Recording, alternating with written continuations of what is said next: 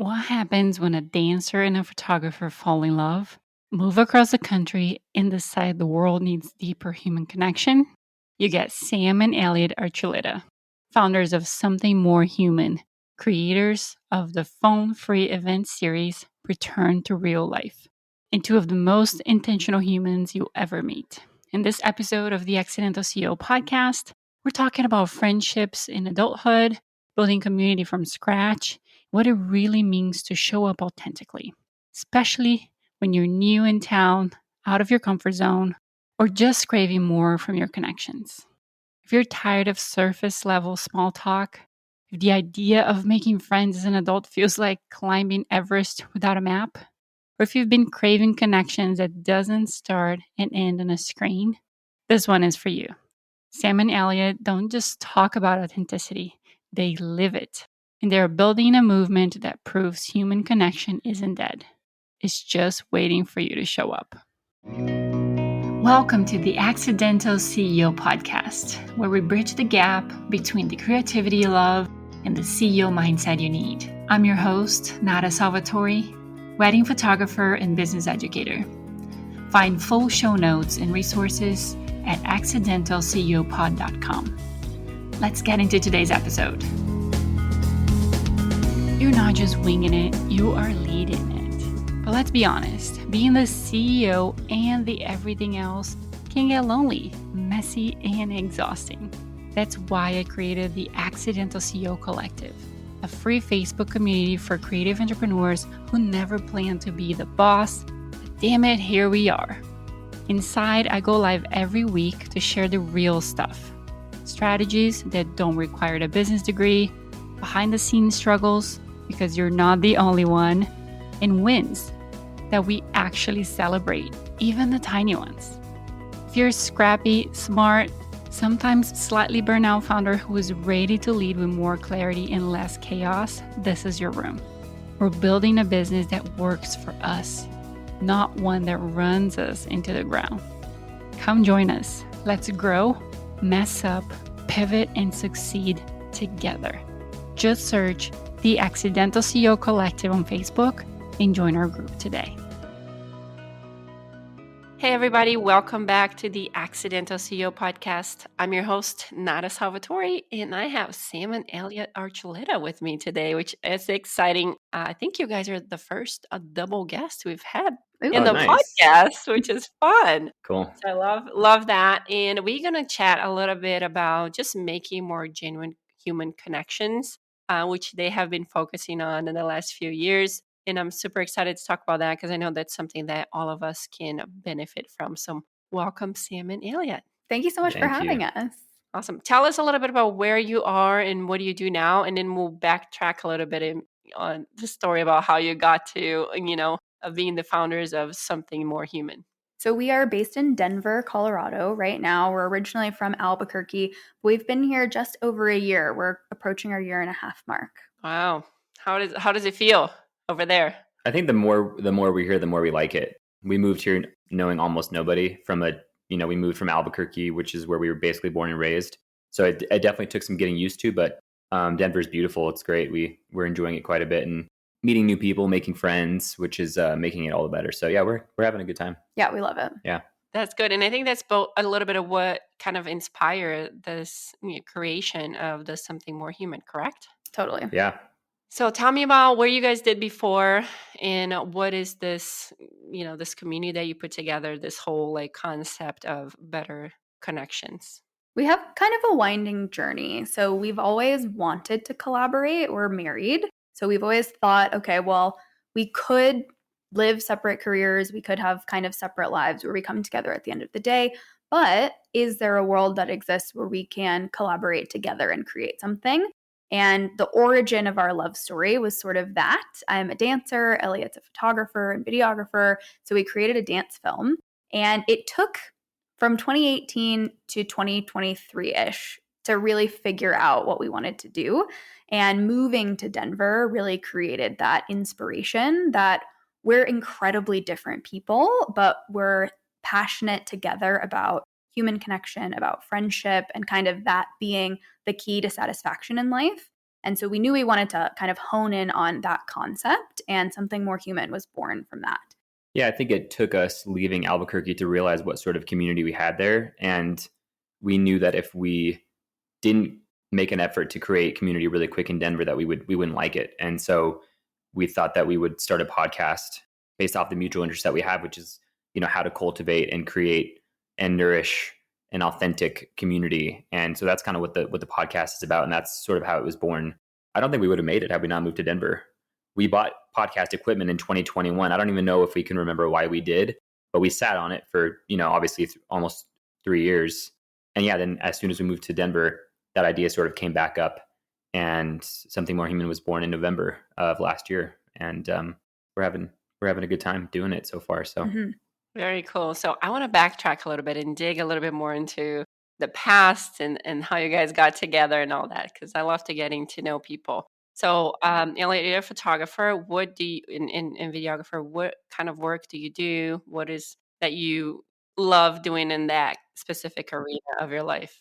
Yeah. Right now I'm doing wedding photography. I went to UNM, got a Bachelor of Fine Arts in Art Studio for photography. I think my love for photography is it's definitely rooted in connection, which is why I'm doing wedding photography. There's a lot of potential there to meet new people and to connect with them on a pretty deep level on one of the most important days of their lives, which is a lot of fun. But yeah, I've been doing it for quite a while now, and really enjoying it. And doing a podcast and having social media, it's all about content creation, so it makes it a little bit easier for us to do that and to pump out that content. Having the photo background. So I graduated from UNM in 2016, started wedding photography soon after, and have been doing that pretty much ever since. So that's sort of my background. Yeah. Fun. And Sam, you're a dancer, correct? Yeah, I have kind of a funny mishmash background. So I also went to the University of New Mexico. I have a BA in dance, and I also have a BS in chemistry. So I have kind of that fun, like, straddle both sides of the brain background.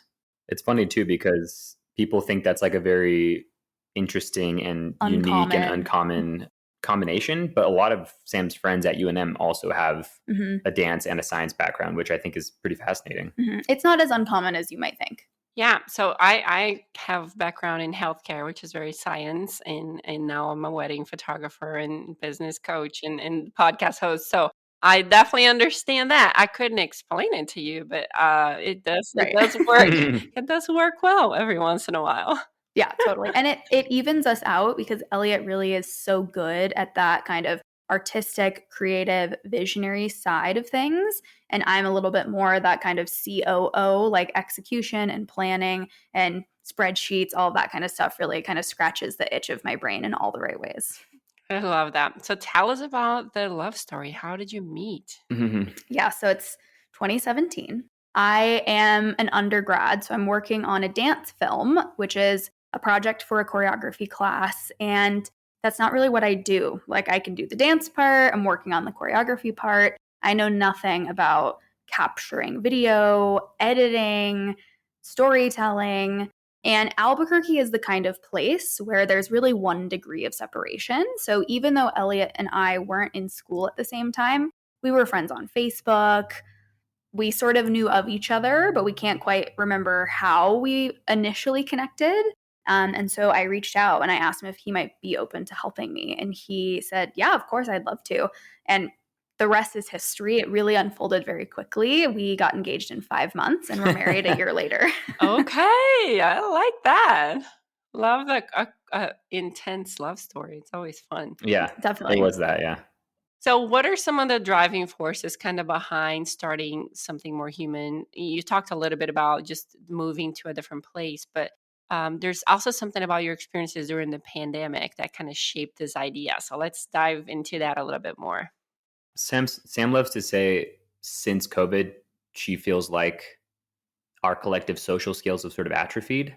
And I think that's been something that we've been able to definitely notice and hear from, testimonies from our friends and from people on the internet and, from everyone around the world, really. So I think that we felt like there was certainly a need to sort of come back to some version of normal, which is less, less screens and less superficial connection, because, it seemed like we're more connected now than we are ever before, but we're also the most isolated at the very same time.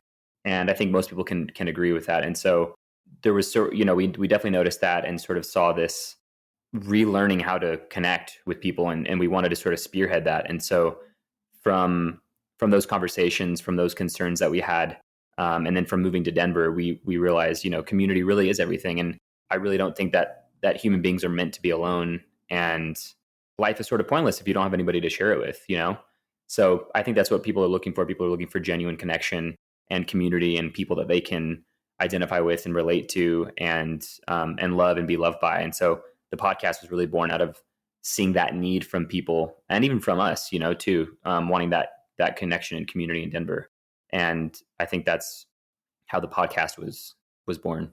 Yeah, I mean, I think this idea of our social skills atrophying post-COVID, there was really this desire to come back to in person, to connect, to get out, to meet strangers. But it also feels like maybe that barrier to entry has risen. So it's a little bit more difficult.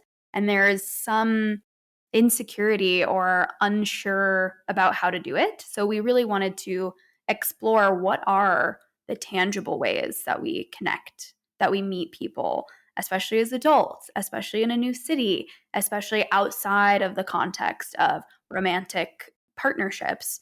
How do we do those things in a post-pandemic world where the desire is really there, and we often find ourselves leaning on the crutch of social media, which is sort of a false sense of connection?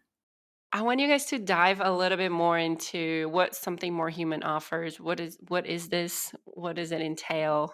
So let's talk through that a little bit more. So we originally launched the podcast of Something More Human in November of 2023. So we're pretty new to the space. And it's a combination of conversations between Elliot and I, and also alongside guests. And we quickly realized that we are really excited about the connection that we get to make with our guests.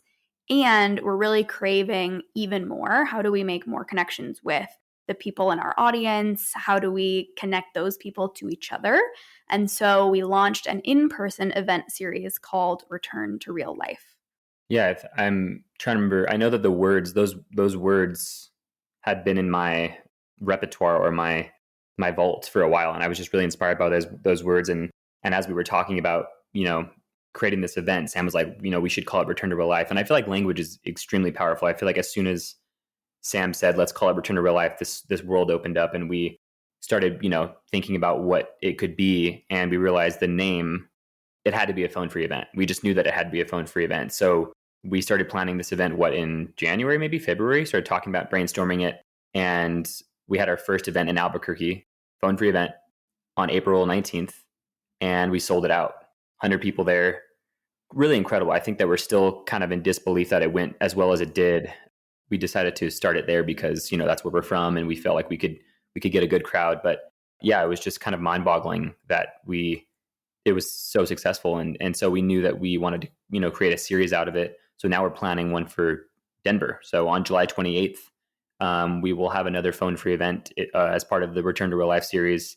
And we don't plan on stopping anytime soon. We are hoping to do one in Brooklyn in October this year. And we think it's really important. We got a lot of media coverage in Albuquerque for the event. And there was a lot of, what word do you want? Not vitriol, but there was a lot of...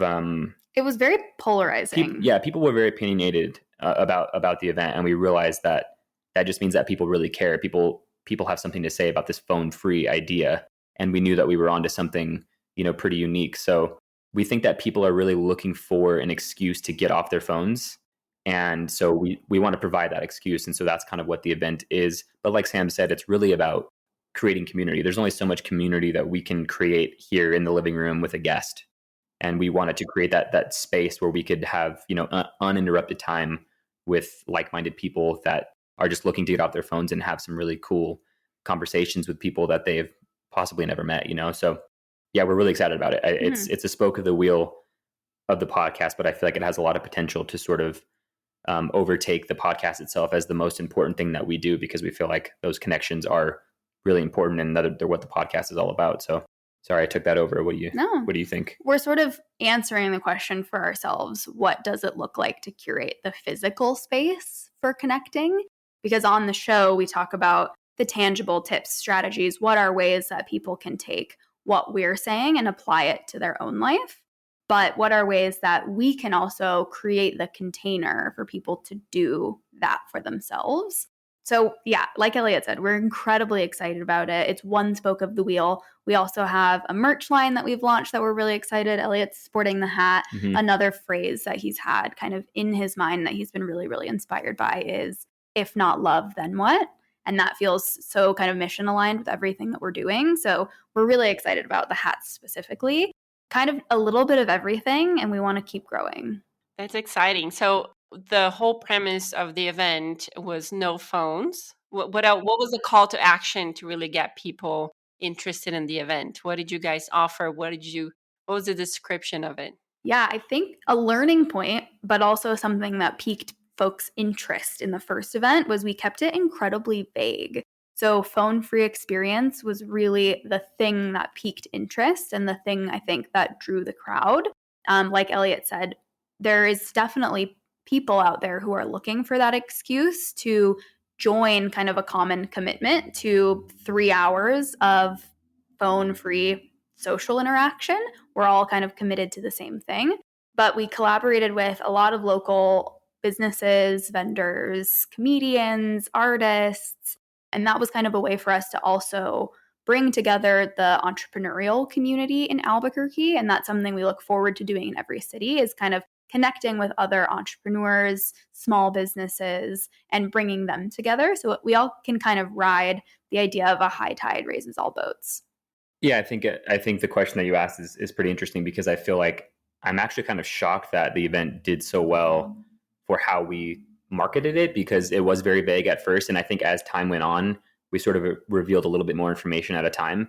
And very quickly, the event sold out. So I think now what we're doing is we're realizing that a phone-free experience is maybe not quite enough verbiage and not enough explanation, because like that could mean anything, right? So we're giving people a little bit more information now. I think what is the line we have right now? It's a curated evening of authentic human connection. Yeah, curated phone-free evening of authentic human connection, which gives a little bit more context. And I think, I just think the phone-free thing is just such a big deal for people. And so we're trying to give people a little bit more, like, it's not just it's not a play, it's not a comedy show, it's, a curated evening for uninterrupted human connection. So that's kind of the language we're using right now for the Denver event. And we'll keep learning and as we go, and each event will be, slightly different than the one before it. But yeah. Mm-hmm. Yeah. So how did you guys enforce it, I guess, if you want to use that word, the phone free portion of this event? Was that like check it at the door kind of thing? Don't even bring it, leave it in your car? Talk to me through the logistics. That's a great question. We sort of, on our FAQ page, because it was so polarizing on social media, there were folks that are like, are you going to yell at me? Like, what's going to happen if I take my phone out? So we kind of made it explicit on the landing page. Like, there are some people that simply need to have their phone on them and might need to be available. If you need to get on your phone, we just ask that you step outside. We're not the phone police. We're not saying that phones are bad. We're just engaging in this idea of positive social pressure. And so I think because we're in a room with 50, 75, 100 other people, you don't want to be the odd one out, right? You want to sort of be in the moment. And I think that held a lot of power, and we really didn't have to, day of, enforce it. Yeah.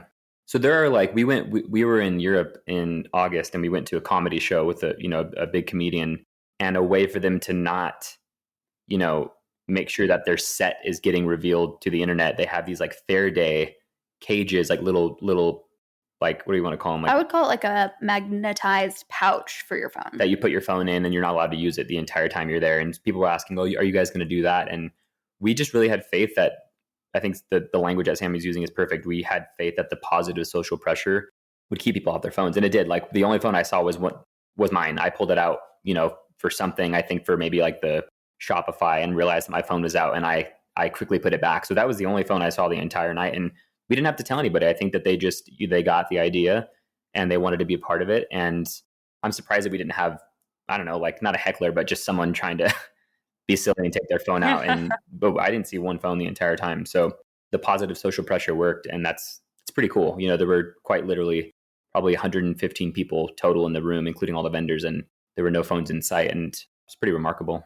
Yeah, I would think if somebody's willing to attend an event like that, they're more likely not going to go against the whole concept of the event. But which is interesting too. I was just curious to talk through the logistics of it.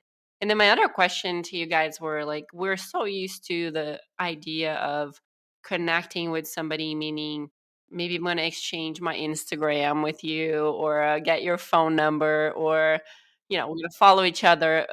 How did you encourage people to actually connect being offline? Yeah, so there's a couple of pieces. As part of the RSVP process, we asked a couple of questions, and then we took those questions and used them to develop conversation starters or activities. And that's really kind of why we're leaning into the word curated when it comes to how we're talking about the event. It's not necessarily a networking event. It's not necessarily like a happy hour, like come hang out, come and go, but it's really 3 hours that we have curated for this specific group of attendees. I don't want to give too much away about what those activities are, but it's definitely a way to spark conversation among strangers. I think sometimes when you're talking to someone new, it can feel like you're not sure what to say or what to ask. And we talk a lot about the power of a question. So providing that as a tool. And then afterwards, we hosted a little after party that we're like totally unrelated. But if you wanted to keep hanging out, it's much more unstructured and giving people kind of that other space to pull out their phone to connect. There also was, pen, paper available for people if they wanted to exchange phone numbers or Instagram handles or all those kinds of fun things. I think that what we realized is that we actually we programmed too much for the Albuquerque event, and I think that some of the feedback that we got was that people wish that they actually had more time to sort of just mingle and converse. And so we're sort of taking that information and running with it for the Denver event. I think it's going to be a lot less programmed, less structured, still very intentionally curated, but more time for people to talk to each other, and we'll provide some things here and there that can really get those conversations going and get people, inspired by the end of it. So yeah, we're working on some things that we're really excited about for this event. That'll be a little bit different than Albuquerque. Yeah. Today's episode is sponsored by the Delegation Secrets How to Let Go and Scale Your Business course. Are you ready to scale your business without burnout? As an entrepreneur, you're juggling everything. Client work, marketing, admin, finances. It's exhausting. You build your business from the ground up, but it's time to ask yourself, how long can I keep doing it all on my own? What if you could free up time for higher level activities that truly make the needle move in your business? What if you could scale without sacrificing your sanity? It all starts with one word: delegation. The Delegation Secrets course comes with 6 different modules, and you learn everything from the mindset of delegation to identifying tasks you should delegate, build a trustworthy team, effective communication for seamless delegation, tools and processes for efficient outsourcing, and measuring success and scaling further. Let's break free together. You can find more information on accidentalceo.co/delegate-course. Now back to the episode. So you really emphasize that authentic relationship in your work. Can you explain a little bit of what authenticity in a relationship mean to you and why that's important? Yeah, I think that the reason that our relationship actually works is because of that authenticity.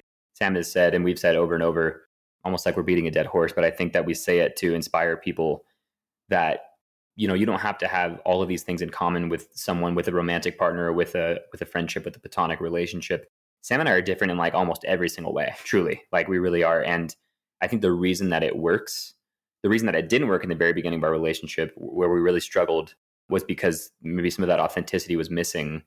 I think now that we're more authentic and we're more vulnerable, I think that's why it works so well. And I think that's kind of what some friendships and relationships are really missing.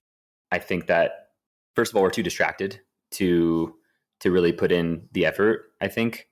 But I think as Sam and I grow and as we have these conversations with people, we realize that being honest is really, really underrated. I think that it's a very small piece. Being openly communicative and being authentic and being vulnerable is key in a relationship. And I think the more that we do that with each other, the more that we practice that on the podcast, the more we realize that people are willing to sort of go really deep inside themselves and reveal a little bit about themselves where they otherwise might have not.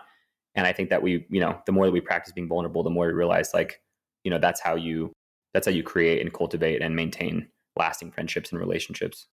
The way that I think about authenticity is sort of because we're so used to seeing social media and so often forget that it's a highlight reel, we sort of have this filter with which we think we should show up in the world.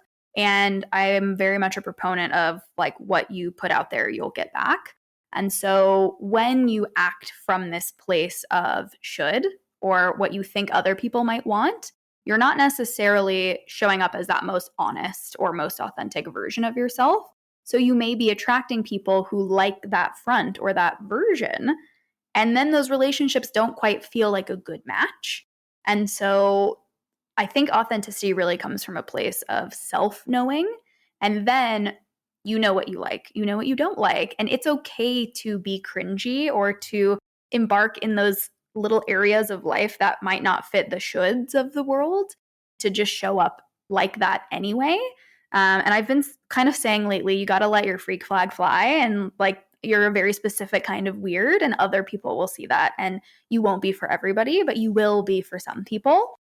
Yeah, doing that kind of personal exploration, I think for me is something that I think a lot about when it comes to authenticity. And that inspires confidence. And when you feel confident, that also it empowers you to be vulnerable. That combination is really, I think, the key to making really deep, meaningful relationships. I love that. Very good concepts for people to apply.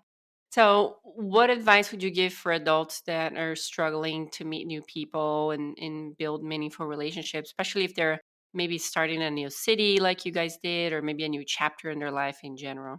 I think Sam kind of hit it on the head in the last guest that we had. A friend that we just met, Amanda, kind of said that in order to meet your community, you have to really, discover yourself and who you are and what you want. And I think that's easier said than done.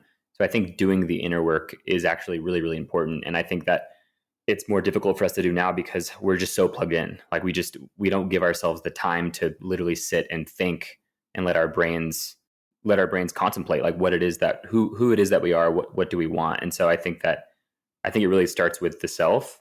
And then once you discover who that is, I think that you're more aligned with yourself and you're more in line with what you want. And I think that it's much easier to create community that way. And so I think that that's kind of the thing that there's so many things to say, but I think, starting with that is pretty key. I think, yeah. And then you're not afraid to be yourself. I think that's the hard part, is we're trying to please so many people at the same time that we sort of lose ourselves. I've definitely been there before. Yeah, I think this idea of like cringe or embarrassment is something that holds us back, and practice makes progress. So even if a social interaction didn't quite land well or it didn't go the way you were hoping, to not let those moments discourage you and to just practice. Maybe you're standing in line at the grocery store and you don't pull out your phone. Could a conversation happen in that space where you might otherwise not be available for a social interaction? Could you strike up conversation with the person next to you at the bar or the barista at your favorite coffee shop, and sort of putting yourself out there intentionally in that way? Elliot mentioned our last episode. She actually had a really, really interesting point, which was not necessarily to go do the things that you like, which is a great way to meet people, right? A book club, a softball league, whatever, but to make that mental shift that you are intentionally looking for friends, that you are open to conversation, that you sort of like when you go to buy a car, now you suddenly see it everywhere, doing that internal mindset check of wanting to be open and available. Yeah. And again, like we're all human. We make mistakes. Sometimes it's awkward. That is all part of the process. So don't let those moments discourage you. Yeah. I want to really quick give a short story. It's funny because the guy that I met, he seems pretty introverted. And me, on the other hand, I appear to be extroverted, and we have a podcast and we're talking about meeting new people and cultivating community. And I'm at the coffee shop with a friend, And there's this guy our age who's got his, his AirPods in, and he's doing some work. He takes his AirPods off and he's like, I can't help but hear that you guys are both talking about like live events. Then we had a conversation and talked for about an hour.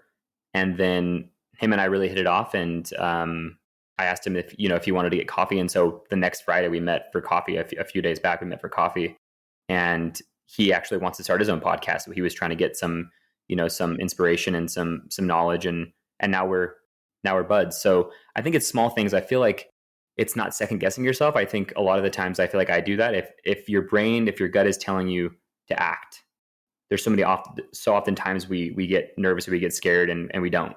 And I think that for him, it was like, I want to have this conversation with these two people. I'm pretty introverted. I don't know a lot of people in Denver, but like, this is my chance.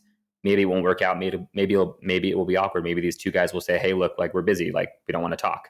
That didn't happen. And now we're friends. So I think it really is also about like listening to yourself. And if if that opportunity arises, take it, just take it. And the worst thing that can happen is, like I said, they shoot you down. Maybe it's awkward for a little bit and you move on, Yeah, I like that. Those are very good, I think, tangible things that people can apply and work on if they're trying to really think of different ways to improve their friendships or even find new ones, and kind of just surround themselves with more meaningful relationships. So you guys talk about this concept of like choosing your inner circle wisely and how that impacts your personal and professional life. Do you have like a specific criteria that you use to determine like who gets close? Like how do you go through kind of curating your inner circle? Yeah, we sort of, in this phase of life, are really trying to embody that platitude. You are the sum of the 5 people you spend the most time with. And so when we think about who those people might be, we are thinking about, okay, what are maybe the layers of connection that we have, more like an onion? Just because someone's not in your inner circle doesn't mean that you have to cut them off and stop being friends. So Elliot came up with a list that's sort of a bit of a filter or a bit of a way to kind of run through who might you want to share more time or more insight, more inspiration. Who do you want to brainstorm with? Who do you kind of want to contribute to that sum total that makes up you? The first one is people who talk more about ideas and inspiration than other people who hold you accountable, and people who tell you the truth, even when it's difficult. And those two feel like they go hand in hand. So kind of a willingness to take those awkward conversations or to tell you, hey, this is something that really disappointed me, because that idea of iron sharpening iron, you will be better for it, even if in the moment it feels a little bit awkward. Those are 3. There are 2 more. I think those all have like the same sort of theme, though. It's like, it really is that comes down to authenticity. I think that especially in male relationships, it's quite difficult to have those like really tough conversations that might be awkward. And I think that we avoid them just so that we don't have to face that awkwardness or that hard conversation. And I also think that or maybe it's me, I guess I'll speak for myself, going to the park and seeing like 20 people in a group and being envious and wishing, oh my gosh, I wish I had like all those friends. But, we're missing context. I think that even finding one friendship that you can check all those boxes off with is very rare. And I think, instead of looking for quantity, look for quality. Like even if you have one of those friends, that's more than most people have, And so I think that it comes down to communication too. I think that friendship is like dating as well. It really is. And I think that you shouldn't be afraid to, have this conversation with a new friend about your expectations of your friendship. Amanda was telling us that she doesn't expect quote unquote shit from her friends. Mm-hmm. And I kind of feel, she's a mother, so she's very busy. And I think that's why she doesn't expect so much from her friends, because she can't give, that much either at this point in her life. And for me, maybe I expect too much. And I think just having that conversation with this new friend or an existing friend is really important. And you want those friends. I don't know if we realize that, but you really do want a friend who can tell you, hey, look, like, you're kind of dragging, like you should, pick it up. You want someone who's going to keep you accountable and who's going to call you out, on your crap. And those things really matter. And I feel like if you have a bunch of friends who aren't really doing that, maybe you should reassess those friendships and, what they have to offer and what you have to offer them. So Another one is people who can be happy for you. So other people who have the capacity to hold the space for your success and also those moments where you're not successful, right? But I think as we think about the journey that we're on in entrepreneurship, this idea becomes more and more important, is having people in your life that are capable and have the capacity to be totally happy for you without other negative emotions like jealousy or greed or whatever. That feels extremely important and valuable. And oftentimes it has nothing to do with you, right? Like if someone doesn't have the capacity to be happy for you in this phase of life, it's not because they don't like you. It's not because they don't want to be your friend, but it's something to do with them. Mm-hmm. And so being able to see and identify those ways that you have expectations for your friends and that they do or do not meet them and communicating them, it's not comfortable a lot of times. And that I think is what's so important, is those edges of comfort is where growth happens. What's also good about those two is they sort of serve as a mirror, because as we say these things, it's very important to realize that you must be doing those things for those people as well, right? If you find yourself not being happy for your friends, or I think that like I've talked about lists. I think that lists are really important. I think like literally writing down, who are the 5 friends that I have right now that I'm invested in that I want to keep, are any of these slipping? And if they are, when was the last time that I congratulated them? When was the last time I checked in? So I feel like it goes without saying like that you also need to be doing those things as well and checking in with yourself to make sure that you are. And if you're not, there's some self-discovery to be had. You know what I mean? So yeah, I like those because they're mirrors for yourself too. So it's important to make sure that you're checking in on yourself to make sure that you're giving those friends the same thing that you're expecting from them. Yeah, this whole idea of friendship as an adult is very complex, and there's a lot going on to that concept. I like to think of, and I think that goes along with a lot of what you guys talked about as far as self-reflection and really understanding who you are. I always talked about not everybody that's in your life you need to be getting something from. So I had this whole conversation with somebody else, and we have a friend in common, and that person said, I don't think I want this person in my life anymore. They're very negative. They're just kind of, I feel like they just suck the energy out of me. And, I just don't get anything out of this friendship. And my response was, sometimes there's people that just need you in their life. Like, I'm on that person's life, not because I need them in my life, but because I truly believe that me being in their life makes a difference. They're getting, I'm trying to infuse positivity in everything that I feel like I can bring to the table into that person's life without expecting anything in exchange, which is a very hard thing to do because we see relationships as give and take a lot of times. And I don't know if this comes from my background as a caregiver, in healthcare, but I'm willing to give without expecting to receive anything sometimes. And that in itself already gives me enough. It's satisfying to me to know that maybe I'm being that positive light on somebody's life. But I don't need anything from them right now because they obviously cannot give it to me.